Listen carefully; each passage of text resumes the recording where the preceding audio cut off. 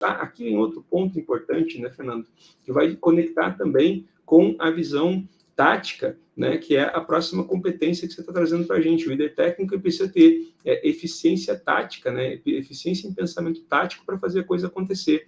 E esse pensamento tático inclui, por exemplo, você entender como estruturar o dia a dia do teu time. E aí você sabe, por exemplo, que existe, e tudo se relaciona no final do dia, né, Fernando? Existe a lei de Conway, né, que fala que numa empresa que desenvolve sistemas, aqui é uma tirinha da Cômica de Lé que eu gosto muito, né, mas numa empresa que desenvolve sistemas, a estrutura de comunicação dos times acaba sendo refletida, né, na estrutura de comunicação dos componentes, na estrutura dos componentes de uma arquitetura. Aqui brinca, né, a brincadeira do Cômica de Lé é a seguinte aqui, né, se a lei de Conway é verdadeira e a gestão eventualmente direciona a estrutura das organizações, então, em última instância, é a gestão também que projeta a arquitetura do software. Ô, droga, agora faz sentido, né? Então, o líder técnico, na hora que ele recebe, por exemplo, uma proposição de arquitetura num arquiteto, caso não seja ele que desenvolva, ele precisa ter a sensibilidade de dizer, cara,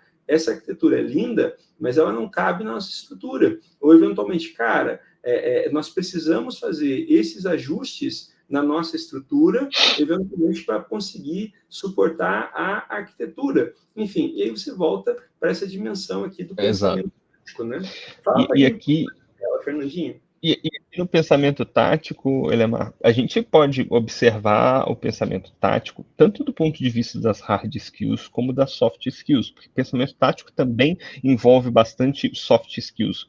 Aqui, quando a gente coloca como hard skills também, a gente está dando ênfase no ferramental para conseguir imprimir uma visão tática. Então, por exemplo, você citou conseguir organizar meu time de maneira eficiente. Isso exige conhecimento em diferentes topologias de time, isso exige experiência em entender como que determinada forma que você coloca seus desenvolvedores mais próximos, mais conectados, com, por exemplo, um PO, isso performa mais e traz resultado, em qual situação isso traz mais resultado.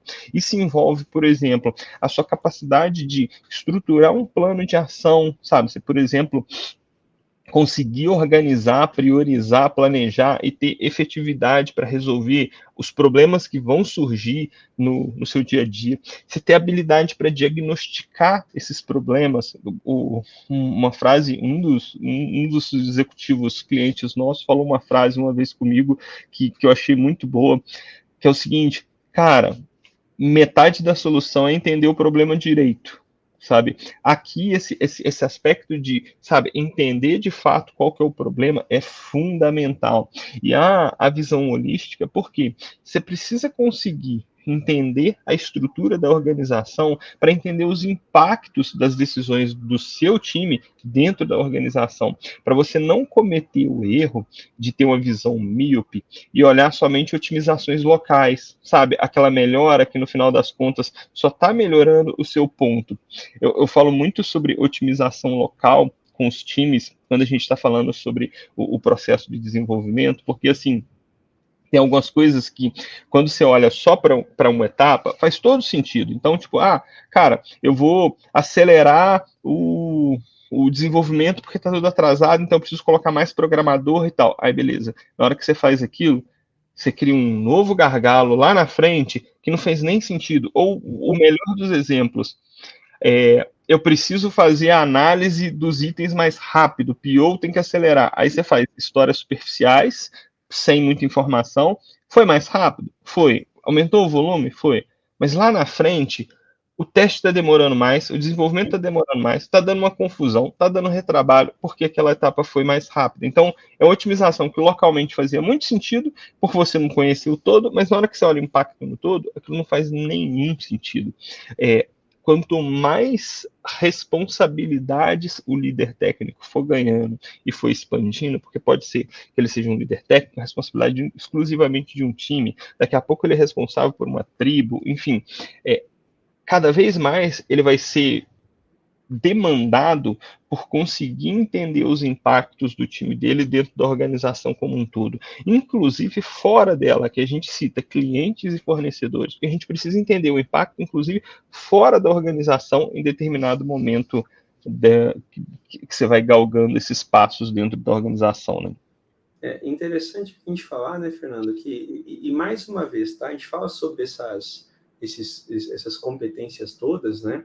E é muito importante, eu acho que um dos grandes obstáculos para a formação de boas lideranças técnicas é o entendimento de que essas ações, né, que são menos associadas com código, né, que elas são mais subjetivas, que elas devem ser feitas de maneira mais pautada em teoria e erro, em tentativa e erro, né? Na prática, a gente sabe que existe um forte arcabouço, né, de referencial, um forte arcabouço referencial que pode e deve ser usado para você conseguir atingir melhores resultados. Por exemplo, Exato. quando a gente fala sobre gargalo, né, quando a gente fala sobre, eventualmente, o gargalo ser móvel, você resolver o seu ótimo local, prejudicando o ótimo global, você encontra, por exemplo, uma referência disso na teoria das restrições, que é lá do Goldhat, né? Então, cara, você fala um pouquinho sobre teoria das restrições com Goldhat, tem esse livro aqui que é seminal, que é A Meta, que é um romancezinho,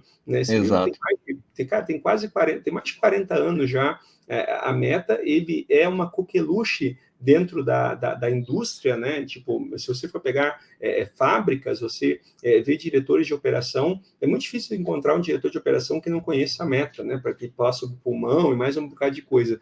E, cara, a mesma teoria das restrições, ela vai encontrar, por exemplo, uma versão aqui, é bem bacana, porque se fala sobre a ideia da análise da corrente crítica, né? Então, quem fez, por exemplo, gerenciamento de projetos, sabe que você tem um caminho crítico, né, de execução, não só caminho crítico de execução de software, mas caminho crítico de execução para você planejar, por exemplo, fluxo e throughput, né? Então, cara, estou planejando lá as fases no meu Kanban e eu preciso entender as diversas etapas, cara. A teoria das restrições te ajuda nisso também. E outro ponto, né, Fernando, que é bacana, é você entender mais uma vez a natureza do teu time. Por exemplo, cara, eu sou um líder técnico, mas eu sou um líder técnico, por exemplo, que está operando num time que é Spring Aligned, que é um time que está atendendo direto aqui os especialistas de domínio. Cara, aqui, eventualmente, eu tenho que começar a entender bem sobre as especificações, mas especificações do negócio. Geralmente, né, Fernando, aqui muitas vezes o líder técnico vai sentar do lado dos especialistas de domínio para exatamente conseguir extrair desses caras uma coisa um pouco mais precisa, um pouco mais exata.